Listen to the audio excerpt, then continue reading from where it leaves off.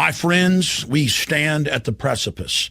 The entire world is rushing towards World War III by any measurement or definition. The private offshore banks that dominate Europe and the United States are invading countries all over the Middle East, North Africa, and trying to start a war as well with Pakistan. This is all happening as the world economy is imploded and as the private central banks openly announce a private corporate bank of the world that our carbon taxes will be paid into. Our sources inside the Pentagon in D.C. and at Fort Hood, Texas, as well as others, have confirmed that major armored divisions out of Fort Hood and other bases are set to be sent late in September into October into Libya, a full-scale ground war. Meanwhile, Obama comes out and says he doesn't need any authorization from Congress and that Libya is not a war. Now he's threatening to go into Sudan. They've got warships off the coast of Syria, and our media and senators are openly calling for war. The Russians are threatening to respond. Now the CIA has expanded drone attacks in Yemen, and that government, a supposed ally, is toppled. The former darling of the establishment, Hosni Mubarak, the 31-year dictator of Egypt, was overthrown by a U.S., British/Europe-backed military coup, and citizens are being arrested en masse. No protest is allowed.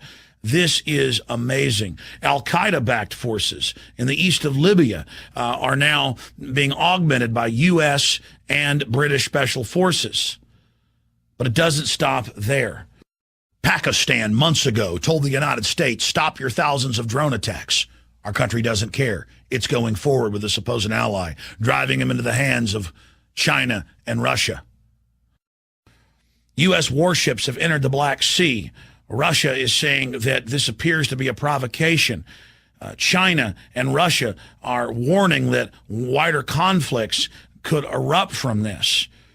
The word we're getting from our military sources and officers is that they've been told that basically a giant war in North Africa, the Middle East, and Central Asia is about to be launched as a political smokescreen for the financial collapse that's happening in the West, because they know populations in Europe, England, and the United States and Canada will rally around the government as the Depression intensifies if they're in the middle of a war.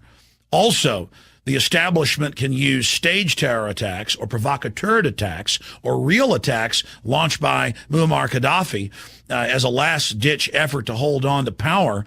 That can then be used to take our liberties domestically here at home. We're seeing the rollout of the TSA on the streets of America. We're seeing open spy groups being formed through pastors and lawyers and community organizers to spy on their fellow Americans. All of the classical forms of tyranny are now unfolding, and a giant multi-region war that will undoubtedly suck in China and Russia is now being launched. That's why they gave President Barack Obama, right after he got into office, the Peace Prize. They knew that all these new wars were going to be launched, but that they would be called peace. This is Obama's global peace tour. First, he sold as this anti-war liberal. The planet bows down before him after 8 years of warmongering and lies about WMDs by George W. Bush. And then Obama launches new conflicts across the globe, but dubs them as humanitarian and bringing peace, and tells the world giant mushroom clouds and huge buildings being blown into pieces is not war. It is humanitarian liberation. And the controlled corporate dinosaur media said, you don't understand. These new wars are not wars. These are kinetic actions, and these are to bring peace.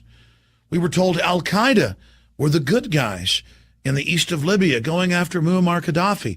We were told that bombing their cities and killing thousands was humanitarian. And now we're told that a new war, peace action needs to be launched against Syria, and U.S. warships are waiting off the coast. Obama says he's concerned about what's happening in Sudan, and there might need to be a military bombardment there. Yemen is being carpet bombed by hundreds of predator drones. And the media says, look at our peacemaker. Look at our king. Look at him. Our great new General Obama. He doesn't need Congress for authority. He has the United Nations. Ladies and gentlemen, last year at Bilderberg, and again just a few weeks ago at Bilderberg in St. Moritz in Switzerland, our sources, who've been very accurate in the past, have reported to us that this is part of a global destabilization program that is meant to lead to not just a multi-regional conflict, North Africa, Middle East, Central and South Asia, but to engulf China and Russia in destabilizing color revolutions. But the globalists won't stop there. They must destroy every nation state. They must destroy every currency. They must destroy every economy. So the entire world bows to this world government George Sorosian program of order out of chaos and the private global banking cartel that you will pay your carbon taxes to. It is happening. Meanwhile, it has now been proven what we first reported last year, that the Bureau of Alcohol, Tobacco, Firearms, and Explosives for the last 2 years knowingly helped ship semi-automatic firearms by the thousands to Mexico in an attempt to then track the weapons back into the United States and connect them to violence in Mexico so the federal government could call for a total ban on all semi-automatic firearms, as they have now done. This is incredible. Another example of staged terror, another example of a frame-up, this time targeting the Second Amendment.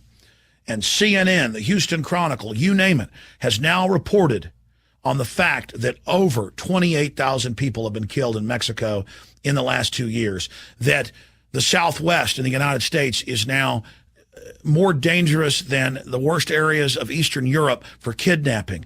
Mass graves have been found all over Mexico and on the Texas and California, Nevada border with dead children.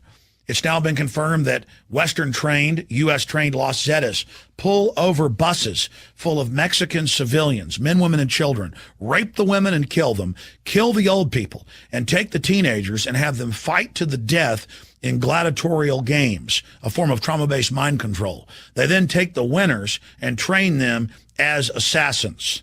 So understand, more people are dying a year on the Texas-Mexico border than died each year in Vietnam. A true war is going on. A completely collapsed society, a failed state, expanding into the United States, and it's not even on the radar. The media barely reports it. They've got their own giant armored vehicles. It's a full-on war financed by the criminal megabanks that are on record laundering more than $376 billion in just the last few years, are waging a war of drug consolidation, knocking out their competition in Mexico as the Latin American drugs are fed through southern North America. World War III is here.